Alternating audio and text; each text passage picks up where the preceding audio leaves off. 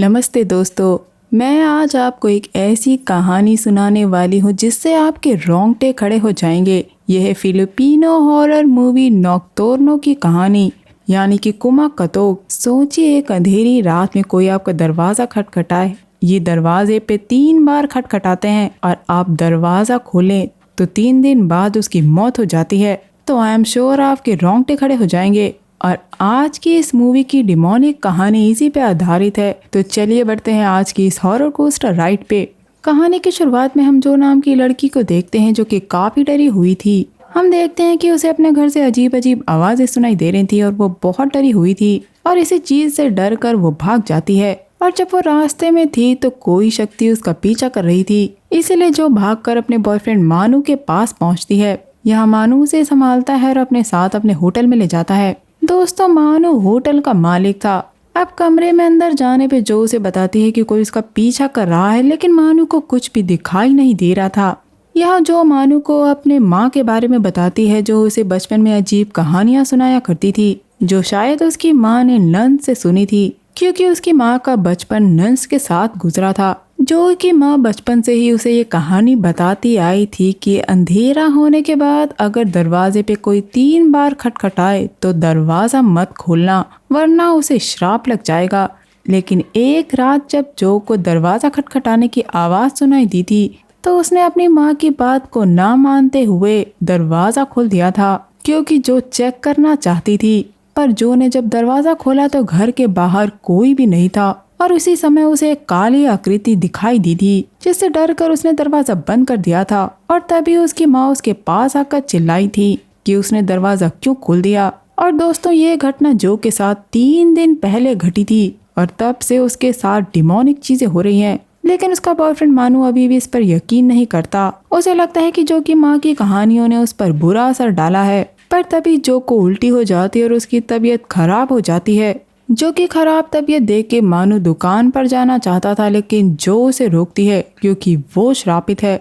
लेकिन इसके बावजूद भी मानू पास की दुकान से सामान लेने चला जाता है। जो को हम बाथरूम में मुंह धोता हुआ देखते हैं और तभी वो अपनी बड़ी बहन जेमी को मैसेज करती है कि वो जहाँ भी है घर पर आ जाए, क्योंकि दोस्तों जेमी फॉरेन में रहती है। और तभी होटल के दरवाजे पे कोई 3 बार खटखटाता है। जो को लगता है कि शायद वो मानू होगा और जब वो जाकर देखती है तो बाहर कोई भी नहीं था। और तभी दरवाजा फिर से कोई खटखटाता है और तभी कमरे में पैरानॉर्मल चीजें होने लगती हैं। अब जो ने अपने आप को बाथरूम में बंद कर लिया था, लेकिन अभी भी कोई दरवाजा पीटे जा रहा था। हम देखते हैं कि लाइट्स फूट जाती हैं और तभी एक बहुत ही डरावनी शक्ति जो को बुरी तरह पकड़कर मार डालती है। अब सीन घूमता है और हम जेमी को देखते हैं, जो अपनी बहन की मौत से काफी ज्यादा दुखी थी और वो उसके पास आ रही थी। और दोस्तों, मैं आपको बता दूं कि जेमी का घर एक आइलैंड पे है, जहां उसकी माँ और छोटा भाई रहता है। जेमी को लेने आया था उसका पिता का भाई जुन। घर आते वक्त जुन जेमी को बताता है कि पुलिस का मानना है कि जो ने खुदकुशी की है, पर कुछ लोगों का शक है कि ये उसके बॉयफ्रेंड मानू का काम है, क्योंकि दोस्तों जेमी की फैमिली मानू को ज्यादा पसंद नहीं करती थी। रास्ते में ये लोग उस घर के पास भी रुकते हैं जहाँ जेमी की माँ नंस के साथ रहा करती थी। जिसके कुछ समय बाद ये लोग घर पहुँचते हैं और यहाँ हम जेमी की माँ लिलिथ को देखते हैं, जो उसको देखकर मुंह फेर लेती है, क्योंकि दोस्तों जेमी की माँ ने बचपन में अजीब कहानियां सुनाया करती थी, इसीलिए अपने पिता के मरने के बाद जेमी घर छोड़कर चली गई थी। यहाँ हम उसके छोटे भाई जूलियस को भी देखते हैं, जो कि काफी नाराज था, क्योंकि उसे कोई पता ही नहीं रहा था कि उसकी बहन जो के साथ क्या हुआ था। यहाँ हम देखते हैं कि जूलियस मौत इकट्ठा करके उन्हें जार में रखता है। दोस्तों, जूलियस अपनी बहन जो की मौत के बाद काफी डिप्रेस्ड था, जिसके बाद हमें दिखाया जाता है जो का फ्यूनरल। यहाँ जेमी को अपने भाई जूलियस की एक नोटबुक मिलती है, जिसमें जूलियस ने एक लंबी काली आकृति की ड्राइंग बनाई हुई थी, जिसे देख के जेमी समझ जाती है कि उसकी माँ लिलिथ जूलियस को भी यही कहानियां सुनाती है। जेमी नहीं चाहती थी कि जूलियस लिलिथ की बातों पर यकीन करे, इसीलिए वो अपनी माँ पर विश्वास करने के लिए मना करती है। इसके बाद वो सीधे अपनी माँ से बात करने जाती है, जहाँ ये लोग जो की मौत के बारे में बात करते हैं। जहाँ लिलिथ बताती है कि उसने जो से मना किया था दरवाजा खोलने के लिए, लेकिन उसने फिर भी खोल दिया और इसी बात पे इनका झगड़ा हो जाता है, क्योंकि दोस्तों जेमी अपनी माँ से कहती है कि जो ने खुदकुशी करी थी, क्योंकि जो लिलिथ की बेकार कहानियों से परेशान हो गई थी। इन्हें लड़ता देखकर जूलियस इन्हें रोकता है। अब आता है फ्यूनरल का दिन और यहाँ आया था मानू, जिसे देखकर लिलिथ चिल्लाकर उसे भगा देती है, क्योंकि अगर उस रात मानू ने जो को अकेले नहीं छोड़ा होता तो शायद आज जो जिंदा होती। अब जेमी मानू को रोक कर उसे पूछते है कि उस रात क्या हुआ था। दोस्तों हम यहाँ मानू को बहुत ज्यादा डरा हुआ देखते हैं। मानू बताता है कि वो ईविल एंटिटी जो के पीछे पड़ गई थी और उसी ने जो को मार डाला और उसी रात से मानू के साथ अजीब अजीब चीजें हो रही हैं और हर रात कोई उसके गेट पर आकर खटखटाने लगता है। यानी दोस्तों कुमा कतोग अब उसके दरवाजे पे खटखटाती है जिससे मानू को उसका श्राप लग गया है।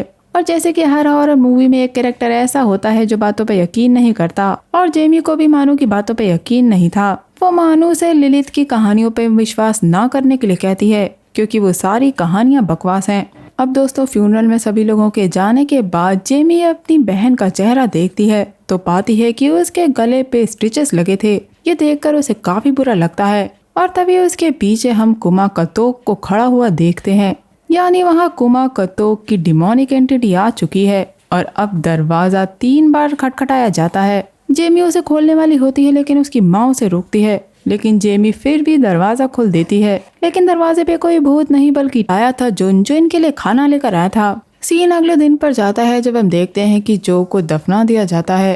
खैर जेमी ने अपने भाई जूलियस से उसके साथ रहने के लिए पूछा था जिसपे जूलियस मान जाता है और इसकी परमिशन वो अपनी माँ से मांगता है जिसपे उसकी माँ परमिशन दे देती है। अब ग्रेवयार्ड में अकेले खड़ी थी जेमी जिसके पास आता है मानू जो को आखिरी बार गुड बाय कहने आया था क्योंकि वो उसे बहुत प्यार करता था। लेकिन तभी वो ग्रेव के अंदर से 3 बार खटखटाने की आवाज सुनता है जिसे सुनकर उसके हवाइयाँ छूट जाती हैं और वो डर के मारे वहाँ से चला जाता है। उस रात जेमी मानू को कॉल करती है लेकिन वो फोन नहीं उठा रहा था। थोड़ी देर बाद जेमी को फिर से खटखटाने की आवाजें सुनाई देती है। वो नीचे दरवाजा खोलने जा ही रही होती है कि वो अपने भाई के कमरे से आवाजें आता सुनती है। वो देखती है कि उसकी माँ और उसका भाई प्रेयर कर रहे हैं कि कुमा कतोक का श्राप उन्हें ना लगे और वो एकदम से अजीब तरीके से जेमी की तरफ देखते हैं और इसी सपने से जेमी की आंख खुलती है और अब उसे अपनी बहन की आत्मा एक कोने में खड़ी दिखती है जो एक पल बाद गायब हो जाती है। ये सब देख के वो डिसाइड करती है कि वो आज ही अपने भाई को अपने घर लेकर जाएगी, जिसके लिए वो अपने भाई को लेकर निकल जाती है। लेकिन दोस्तों जेमी अपने घर पे नहीं बल्कि अपने भाई को उसी होटल में लेके आई थी जहाँ जो मरी थी, क्योंकि वो उस जगह को देखना चाहती थी जहाँ उसकी बहन मरी थी। लेकिन इस बात से जूलियस खुश नहीं था, लेकिन वो फिर भी कुछ नहीं कहता। दोस्तों यहाँ में पता चलता है कि जेमी और लिलित के बीच में क्यों नहीं बनती है। वो इसलिए क्योंकि जब जूलियस पैदा होने वाला था तो लिलित का पति उससे छोड़ना चाहता था और इसी वजह से इनके बीच में लड़ाई हो गई थी और अगले ही दिन लिलित के पति की लाश नदी में मिली थी। पुलिस का मानना था कि उसने सुसाइड करा है, जैसा कि जो के केस में भी पुलिस को लगा था। लेकिन लिलित ने अपने पति की मौत की वजह अपनी बेटियों को कुमा कतोक बताया था कि उनके पिता ने कुमा कतोक के लिए दरवाजा खोल दिया था, इसीलिए वो श्राप उसे लग गया और वो मर गया। और अब ये श्राप इनके परिवार पर लगा है। वो डेली इन्हें यही कहानी सुनाती आई है और जेमी को लगता है कि ये कहानी उसकी माँ ने इसीलिए बनाई थी ताकि वो इस सच को नकार पाए कि उसके पति ने खुदकुशी करी थी। लेकिन दोस्तों जूलियस को अपनी माँ की कहानी पर यकीन था, इसीलिए जब वो जेमी के मुंह से ये बात सुनता है तो वो गुस्से में घर वापस जाने लगता है। लेकिन जेमी ने किसी तरह अपने भाई को रोक लिया था और अब जूलियस के सोने के बाद जेमी को वापस खटखटाने की आवाज सुनाई देती है।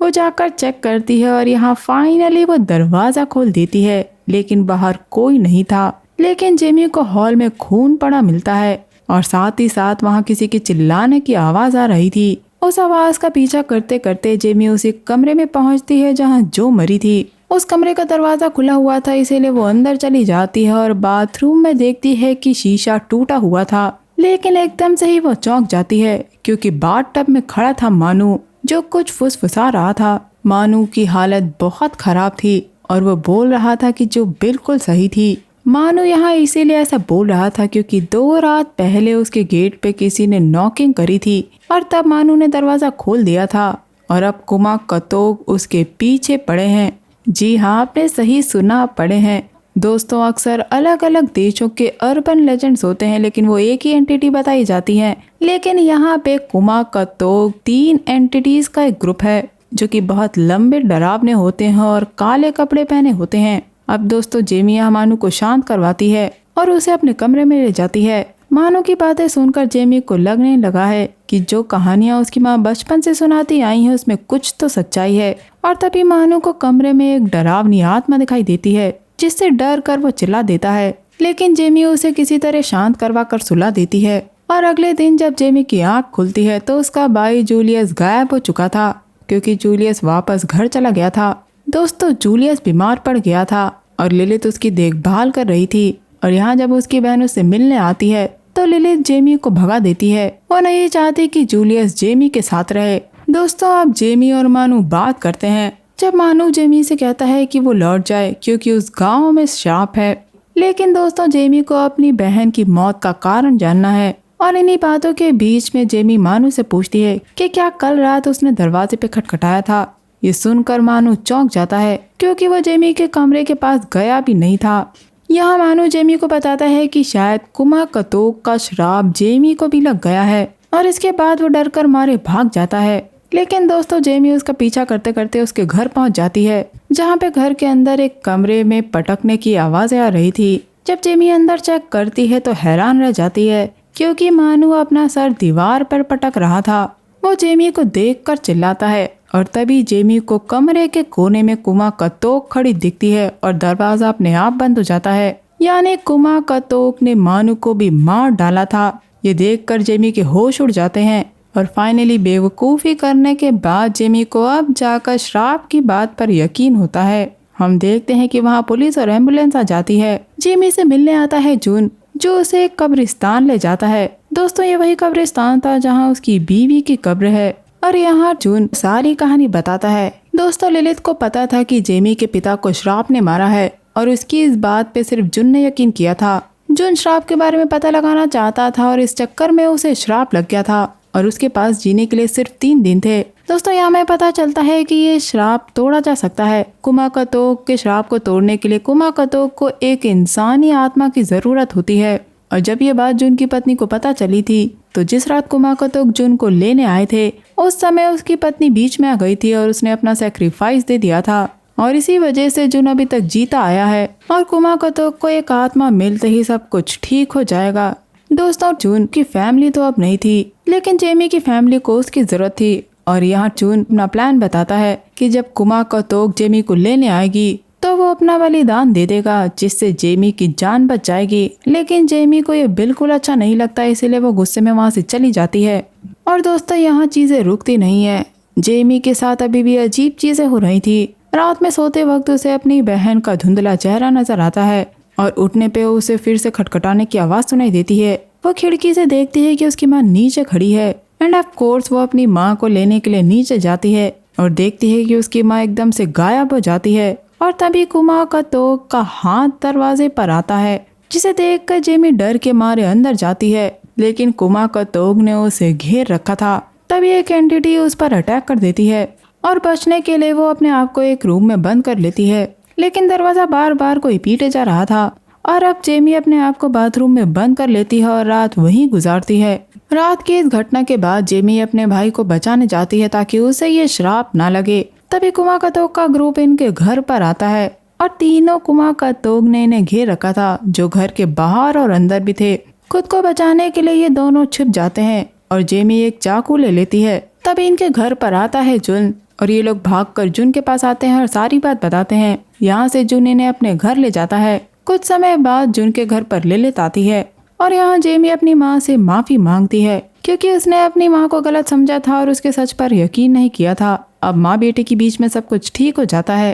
रात में लिलित अपनी बेटी को पुराना एल्बम दिखाती है। दोस्तों, यहाँ में उस गांव का अतीत पता लगता है। जापान ने जब फिलीपींस पर कब्जा किया था तब अमेरिकन सोल्जर्स आधी रात को डोरमेंट्री का दरवाजा खटखटाते थे। उनकी सहायता करने के लिए नन्स ने उन्हें खाना दिया था और रहने की जगह दी थी, लेकिन इसके बदले अमेरिकन सैनिकों ने नन्स को बेरहमी से मार दिया था। दोस्तों, लगता है कुमाकतोक की कहानी डोरमेंट्री के भयानक पास्ट से जुड़ी हुई है। उसी रात जेमी को महसूस हुआ कि कोई चीज उसे कैथोलिक चर्च में बुला रही है, इसीलिए वो बाहर जा रही होती है, लेकिन उसे जुन रोक लेता है। जुन पूछता है कि वो कहाँ जा रही है। दोस्तों, जेमी अपनी माँ की दवाएं वापस घर में लेने जा रही थी। जुन उसे रुकने के लिए कहता है और खुद लिलित की दवाइयाँ उसके घर लेने चला जाता है। दोस्तों, जेमी बाहर इसीलिए जा रही थी क्योंकि उसने यही प्लान किया था कि वो उस जगह पर जाएगी जहाँ उसकी माँ नंस के साथ रहा करती थी, ताकि उसे शराब के बारे में कुछ पता चल सके। और जैसे ही जुन घर से जाता है, जेमी जाती है उसी पुराने घर पर जो कि पूरी तरह एक खंडहर था। लेकिन तभी वहां पहुंच जाती है लिलित, जो जेमी का पीछा करते हुए वहां आई थी। अंदर जाके ये दोनों देखती हैं कि वहां एक अनुष्ठान किया गया था। वहां बहुत बड़ी संख्या में क्रॉस लटके हुए थे और दीवार पर चेतावनी लिखी हुई थी। लेकिन एक चेतावनी से पता चलता है कि वहां की नन्स एक बुरी इविल स्पिरिट से बचने की कोशिश कर रही थी और शायद वो वही 3 कुमा कतोक थे। लेकिन उसकी माँ उसे सच याद दिलाती है कि दुनिया में ऐसी कोई भी जगह नहीं है जहाँ कुमा कतोक नहीं आ सकते। और अब दोस्तों जेमी के पास जीने के लिए सिर्फ एक दिन बचा है और तभी वहाँ पहुँचता है कुमा कतोक, जिसके शैतानी रूप को देखकर दोनों वहाँ से भागती हैं। कुमा कतोक इनका पीछा कर रहे थे, लेकिन माँ बेटी एक रूम में छुप जाती हैं, दरवाजा बंद कर लेती हैं। लेकिन कुमा कतोक गेट खटखटाने लगता है। तभी जेमी को वहाँ एक खिड़की दिखाई देती है, जिसे तोड़कर वो लिलित को भाग जाने के लिए कहती है। लेकिन लिलित अपनी बेटी को पहले खिड़की से बाहर निकलने को कहती है और जेमी जब खिड़की से बाहर निकल जाती है तो लिलित जानबूझकर वहीं रह जाती है, क्योंकि वो अपनी बेटी को बचाना चाहती है और इसीलिए वो अपना सेक्रीफाइस कर देगी। जेमी अपनी माँ को बाहर आने के लिए कहती है, लेकिन लिलित उसे गुड बाय बोलकर दरवाजा खोल देती है और तभी वो ईविल अपने साथ ले जाकर लिलित को मार देती है। अब अगले दिन हम लिलित का फ्यूनरल देखते हैं, जहाँ सब कुछ नॉर्मल हो जाता है। जुन जेमी के पास आकर बोलता है कि उस रात जुन को मरना चाहिए था, ना कि लिलित को। और यहाँ जूलियस भी काफी उदास था, इसीलिए वह भागकर अपने कमरे में चला जाता है और अपने पकड़े हुए मौत को आजाद कर देता है। यहाँ जेमी अपने भाई से बात करती है और कहती है कि जब वो लोग शहर जाएंगे तो सब कुछ ठीक हो जाएगा। और अब जो रात आती है वो इन भाई बहनों की उस घर में आखिरी रात थी। दोस्तों जुन लिलित का डेथ सर्टिफिकेट लेने के लिए हॉस्पिटल जा रहा था। दोस्तों यहाँ हमें एक और चौंका देने वाली बात पता चलती है कि ये श्राप फैलता भी है, क्योंकि अगर कोई इंसान कुमा कतोक के श्राप से मर गया हो और उस इंसान ने जिसे आखिरी बार कांटेक्ट किया हो तो कुमा कतोक अगला शिकार उसे बनाता है। दोस्तों अब जेमी घर जाकर अपनी माँ की लाश के पास रोती है, पर तभी फोन बजता है और फोन की दूसरी तरफ जो आवाज थी वो थी लिलित की, जो बोल रही थी कि चाहे कुछ भी हो जाए दरवाजा मत खोलना, कुमा कतोक आ रहे हैं। इतना कहते ही फोन कट हो जाता है। दूसरी तरफ हम देखते हैं कि जूलियस की नींद खुल जाती है, क्योंकि खिड़की के बाहर कोई रो रहा था और जूलियस जब जाकर देखता है तो सामने खड़ा था कुमा कतोक, जिसे देखकर वो घबरा जाता है और घर के मेन दरवाजे पे खटखटाहट शुरू हो जाती है। जेमी सच्चाई जान चुकी थी, इसीलिए वो दरवाजा नहीं खोलती, लेकिन उसी वक्त वो देखती है कि उसकी माँ की लाश गायब हो चुकी है। वो डर के मारे भागती है, तभी उसके सामने उसकी माँ की ईविल आत्मा आती है।